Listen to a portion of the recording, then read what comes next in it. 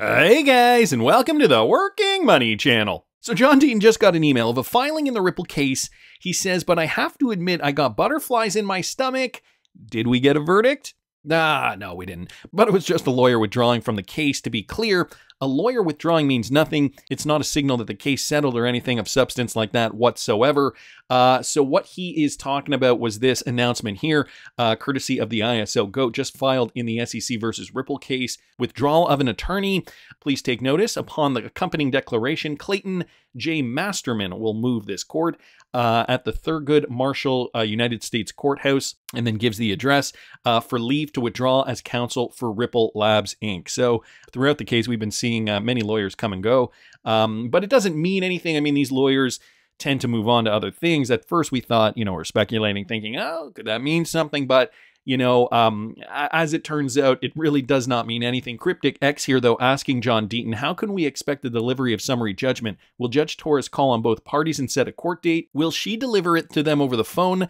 Will it be publicly listed? Any idea? John Deaton here responding, she will file it on the public docket. So, the same way we've been getting all this information, Ripple and the SEC and all of us will get it at the same time. It will be filed just like any other ruling that has been filed. For example, the Dober motions, the ruling to hand over the Hinman documents, etc.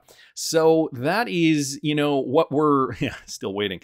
Exactly. That is, kind of where we're at right now, guys. Jesse Hines, did it even happen until Finland Law tweets about it? Jimmy might decide not to, says John Deaton. Every time he tweets, ERs meet maximum occupancy. Everybody seems to be waiting for the James K. Filan tweets, but John Deaton's been doing a great job of updating us as well, so I wanted to thank him for that, and the ISO GOAT as well. So again, guys, another attorney left the Ripple case. Don't think it really means much. The crypto space, though, globally, is heating up, and Tyler Winklevoss noticing this. The East-West crypto flippening is accelerating, so power moving from the West, maybe moving towards the East. Maybe this is where meaningful crypto adoption is going to flourish, at least flourish first before the United States really gets their head on straight. Hong Kong just beat the USA to the punch on a Bitcoin ETF, and guys, get this, an Ethereum ETF as well. So HSBC Bank in Hong Kong now is allowing trading of Bitcoin and Ether ETFs. Just yesterday, Monday, crypto outlets The Block and Cointelegraph cited a tweet from Chinese blockchain journalist Colin Wu reporting that HSBC has become the first bank in China to let customers trade Bitcoin and Ethereum ETFs listed on the Hong Kong exchange. So guys, this is the tweet to that regard. HSBC, the largest bank in Hong Kong, today allows its customers to buy and sell Bitcoin and Ethereum ETFs listed on the Hong Kong exchange, and is also the first bank in Hong Kong to allow it. The move will expand local users' exposures to cryptocurrency in Hong Kong. So we're going to get more people exposed to cryptos via these regulated products. However, I do think it could spur on more crypto activity generally. If people see, oh, look what I can legitimately purchase over, a legitimate exchange, for all intents and purposes, I think that, once we do see FOMO start rocking and rolling here, just bring up the Bitcoin chart here, and I'll throw it on the, well, it doesn't really matter. Once we start seeing, people getting really, really excited again about Bitcoin, FOMO will come into the regular market too, and I think we will see an explosion of crypto investors in native cryptocurrencies, and not just the quote-unquote regulated types of products that, we're seeing here being regulated in regions like China. I think it's going to spur on more activity. I think it's going to spur on higher prices. This is why, guys, I really, really, really do hope you are all locked in, because the bull market has begun, and I hope you guys are diversified, something I've been talking about on my Patreon channel. You can find me patreon.com/workingmoneychannel. I've been talking about my trading strategies with my patrons, and one of those coins, guys, is VeChain. I talk about a handful of them that I've been recently got into this coming bull run. Cryptic Poet, though, posting this. There's another partnership on the horizon. Samsung Heavy Industries adopts VeChain Thor blockchain for secure, intelligent ship data application. So VeChain, another one of these cryptocurrencies, knocking it out of the park when it comes to partnerships. And in the latest development, DNV, the world-leading certification authority, issued a result of compliance certificate to Samsung Heavy Industries. DNV has certified Samsung's new blockchain technology application for its shipbuilding industry. Interestingly, Samsung Heavy Industries chose VeChain's blockchain technology to verify data transmission for its ship's autonomous sailing system. So Samsung is partnering up with VeChain for that particular purpose. And here's the tweet. to that point. Okay, some more context here on how VeChain is being used to certify Samsung heavy industries. You can click on this link for more information. VeChain Thor will power the digital economy and underpin your daily life like the internet's TCP/IP. So VeChain, they say here, equals a secure data trust layer enabling new business ecosystems. And so, you know, for the shipping and maritime industry, network security has gained significant attention in recent years with the increasing use of autonomous and unmanned ships, as well as the digitization of traditional operations. The need for strong network security has become crucial. The industry relies heavily on information sharing, making it essential to prioritize and enhance network security measures. So we're seeing a lot more development for VeChain, the Chinese blockchain that identified a problem and has been so popular in China because of all the counterfeiting that goes on. But now they're, you know, they're really expanding to other countries around the world. We heard about partnerships in Europe, now in Korea with Samsung. So, you know, huge. And, you know, the fact that these guys are really, really good at supply chain management. I mean, every single major industry out there needs supply chain management. So the sky is essentially the limit for VeChain and, you know, a great investment opportunity, I think.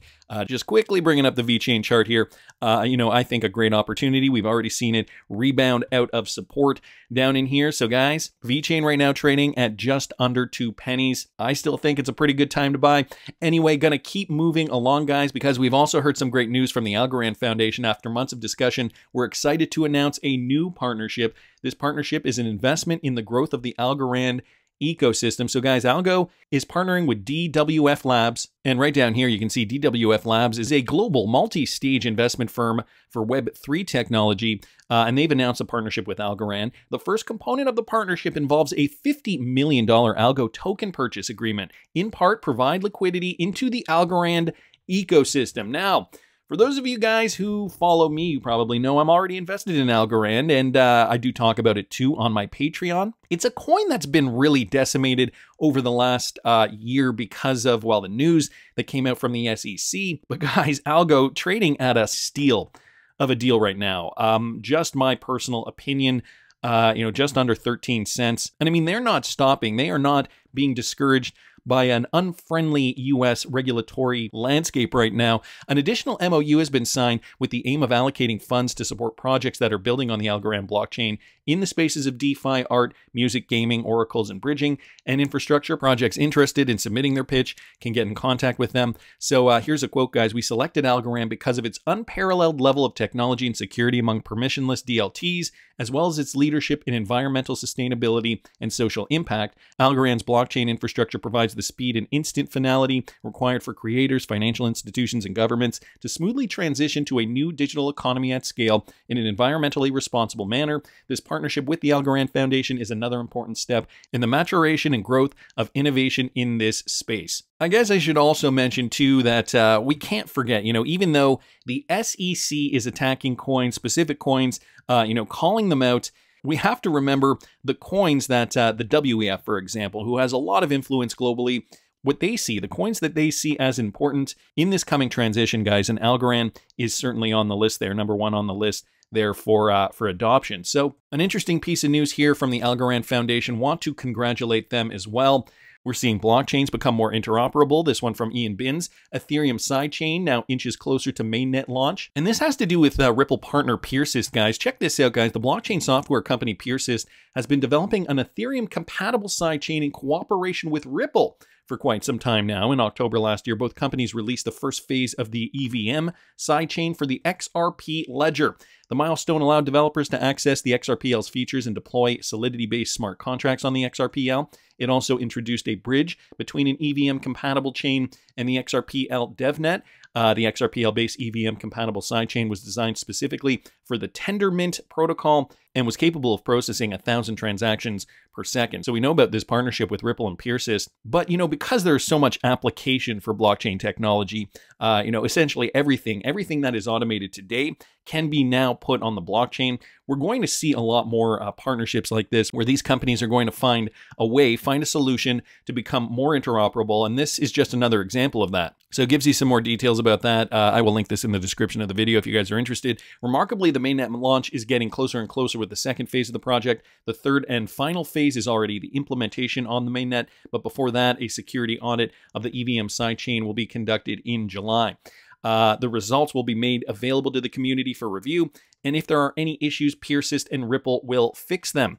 So a robust, partnership here. PeerSys, Ripple already working together on tokenizing real estate in Hong Kong. I believe PeerSys was the company involved in that.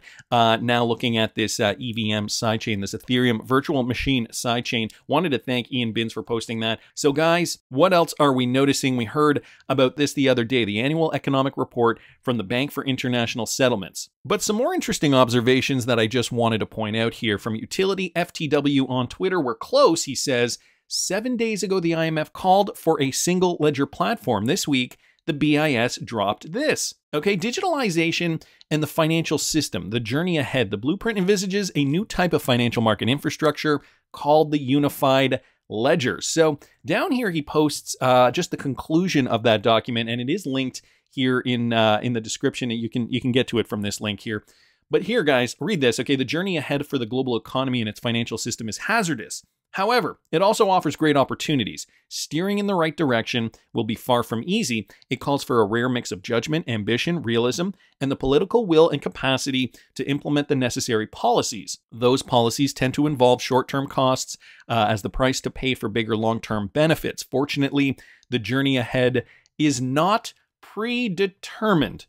Well, there are already so many Ripple XRP connections to the BIS and, this unified ledger. I'll see if I can find a recent video that I did on this, and I'll link it up here in the top right-hand corner. If you guys want to get some more context to this, Utility FTW also mentioning this. Okay, the entire article speech from the IMF is a description of RippleNet and XRP. He posted that on June the 19th, and that is located in this tweet thread as well if you want to click on that and look to some more information regarding this. Well, guys, he is not the only one. Fojack here posting this. MrPool, it looks as though, also possibly predicted the BIS Unified Ledger report. The Earth, the globe, with this arrow going through it, okay? He used that as his background pic here, as you guys can see, and that image looks eerily similar to the MrPool tweet. MP stance also listed here. MP, MrPool, things that make you go, Not to mention this concept of atomic settlement that we talked about too with regards to this report. Okay, what is atomic settlement? An atomic settlement, we went over it in several tweets. MrPool also happened to post several tweets here with the mushroom cloud. So these date back to 2020. I mean, a new financial system is coming in. Atomic settlement, it's an interesting choice of words, I gotta say. XRP Hodler also posted this clip here from that report, Atomic Settlement. And again, guys, I will link this in the description if you want to research this further. Now, I do want to play you guys this clip, though. In simple terms, a unified ledger could be considered a common venue where money and other tokenized objects come together to enable seamless integration and transactions and to open the door to entirely new types of economic arrangements. This coming directly from the BIS Unified Ledger report, brought to us by Danny Dark here, guys. Listen to this. What is needed is to bring together tokenized deposits, other tokenized assets, with central bank money in tokenized form, and bring all these elements together on a shared programmable platform. Each platform would only involve the assets and money required for the specific use case. So there would be more than one such platform designed for each particular use case. There would be more than one such platform designed for each particular use case. I'm excited to talk to you all about the newest innovation in the XRPL universe that will be key to unlocking a multi-chain future in which each blockchain can be optimized for a specific use case and they can all interoperate. In this year's BIS Annual Economic Report, we explain how a new financial market infrastructure called a unified ledger can bring the necessary elements together. What is needed is to bring together tokenized deposits, other tokenized assets, with central bank money in tokenized form, and bring all these elements together on a shared programmable platform. Developers can employ other innovative design characteristics that can be tuned to specific use cases like tokenization, DeFi, or payments. New capabilities can be tested and then migrated to the main ledger with validator approval. Or a private network could be developed to run alongside the open-source XRP ledger. The future of crypto will be a multi-chain world, but not without first achieving cross-chain interoperability. Federated sidechains and similar innovations are key to making this future a reality, and it starts with the XRP ledger.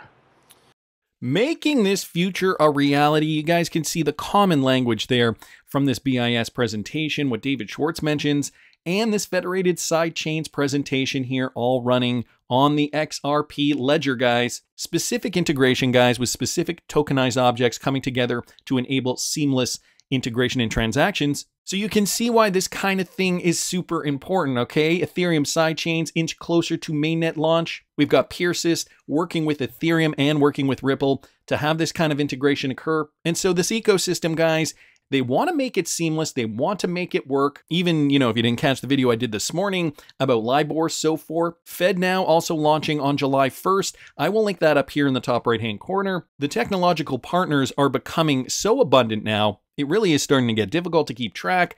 So is this explosion going to mean significant price appreciation for those cryptos that solve problems? I think MrPool's hitting it out of the park. And guys, there's still a lot of undervalued cryptocurrencies that you can purchase right now. That is just my opinion. I want to hear what you guys think. Please subscribe to the channel if you haven't already. Like the video if you like the content I'm providing. I always love hearing your comments. See you in the next one, guys.